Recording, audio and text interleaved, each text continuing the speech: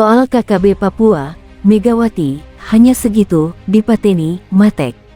Melansir dari Republika.co.id, Presiden kelima RI, Megawati Soekarnoputri menyoroti konflik kelompok kriminal bersenjata KKB yang terjadi di Papua.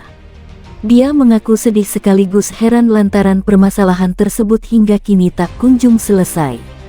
Rasanya saya sedih loh, ini bolehlah, kok urusan Papua saja menurut saya enggak selesai-selesai.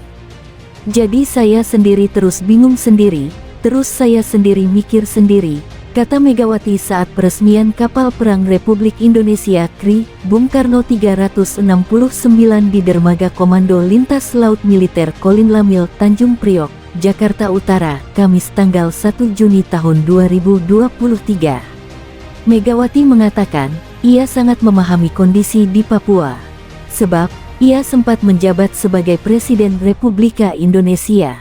Namun, ia bingung mengapa sampai sekarang persoalan di bumi cenderawasih itu tidak juga menemukan jalan keluar. Karena saya bilang, saya pernah jadi presiden, saya tahu-tahu banget bukannya tahu saja yang namanya. Kan dulu saya juga bisa punya panglima, suka saya perintah. Jadi saya lihat, ini kenapa iya? Salahnya di mana iya? Ujar Ketua Umum PDIP itu. Megawati pun mengaku ingin menerjunkan sejumlah batalion tentara ke Papua seiring dengan konflik bersenjata antara TNI dengan Tentara Pembebasan Nasional Papua Barat Merdeka TPNPB. Dia memandang TPNPB merupakan rakyat RI yang terprovokasi. Saya lihat yang maju ke Papua ini. Saya terus bilang, kalau saya masih komandan, boleh toh Pak ngomong. Kalau saya masih komandan, saya turunkan di sana berapa batalion. Keren, kan, ucap dia. KKB tak lebih banyak dari TNI. Apalagi, kata Megawati, pasukan KKB tidak lebih banyak dari jumlah TNI. Saya kan mikir ini, jumlah KKB hanya segitu. Lah, kok, dipateni, dibunuh, del,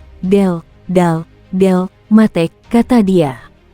Megawati menyampaikan hal itu di depan Panglima TNI Laksamana Yudo Margono dan Kepala Staf Angkatan Laut KSAL Muhammad Ali. Dia mengaku berani menyampaikan hal tersebut di depan para prajurit Angkatan Laut karena permasalahan ini harus terjawab. Tapi karena saya bukan apa-apa lagi, ya saya diam aja. Tapi karena ini di Angkatan Laut, saya berani bicara. Kenapa? Ya itu kan harus dijawab urusan Papua, ujar Megawati. Megawati lantas bicara mengenai heroisme. Dia menyinggung sosok Yos Sudarso yang bertempur gigih menggunakan kri macan tutul. Bahkan, Yos Sudarso gugur di Laut Aru saat bertempur melawan Belanda dalam operasi pembebasan Irian Barat kini Papua pada 1962 silam.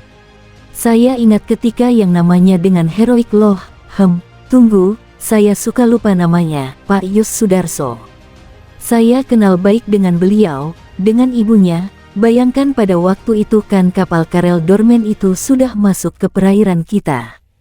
Padahal pada waktu itu, apa nama kapalnya ya, MTB, yes itu macam tutul. Tapi kan, saya pikir perwiranya ini, wah. Saya bilang ini hebat banget, iya dia, halang ikan, ujar Megawati. Bayangkan, Karel Dorman itu gede, loh. Saya nggak tahu ada fotonya lagi apa tidak. Jadi bayangkan, hanya dengan si kecil ini, macan tutul dihalangi. Dan ya, apa boleh buat, beliau membaktikan dirinya di negeri ini, tambah dia menjelaskan.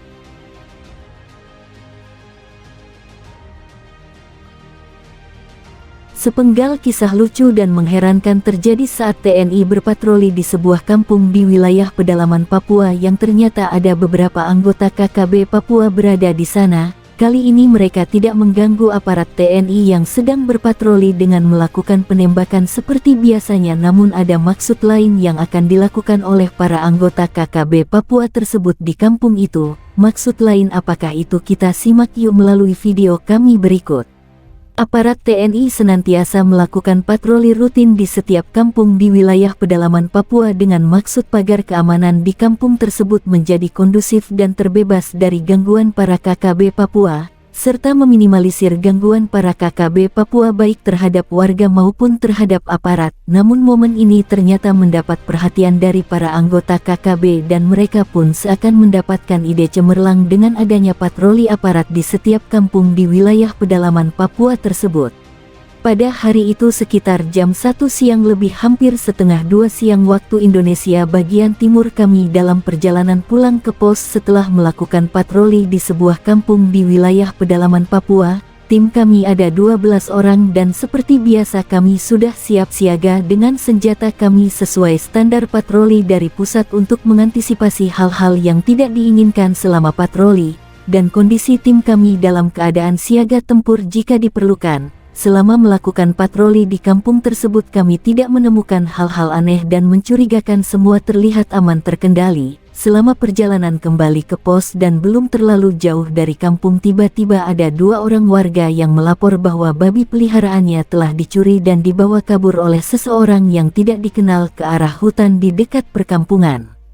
Dengan nada agak sedikit memaksa kedua orang tersebut mengajak kami untuk mengejar orang tak dikenal tersebut yang telah membawa lari babi peliharaannya. Kami mencoba menenangkan kedua orang tersebut bahwa kami akan mengejar orang tersebut mengingat keamanan kampung ini termasuk salah satu wilayah yang menjadi bagian wilayah tugas kami. Namun salah satu dari mereka berdua mengatakan bahwa mereka butuh 2 orang saja dari kami untuk menemani mereka berdua dengan alasan agar kami tidak diketahui kalau sudah mengejar Ot yang telah membawa lari babi peliharaannya dan agar bisa bergerak lebih cepat. Salah seorang dari mereka memberi kode mata kepada teman satunya. Gelagat ini saya tangkap dan kami pun mulai menaruh curiga pada kedua orang ini. Permintaan tersebut sempat kami tolak mengingat kondisi rawan di wilayah Papua apalagi memasuki wilayah hutan hanya dengan 2 orang personil saja. Akhirnya tim kami pun berambut dan menawarkan pada 2 orang tersebut bahwa kami berempat akan menemani kedua orang tersebut untuk mengejar Ot tadi dan mereka berdua pun setuju, padahal seluruh tim yang lain 8 orang menguntit kami berempat dari jarak tertentu dan sudah pasti terjangkau oleh tembakan jika terjadi apa-apa kepada kami berempat.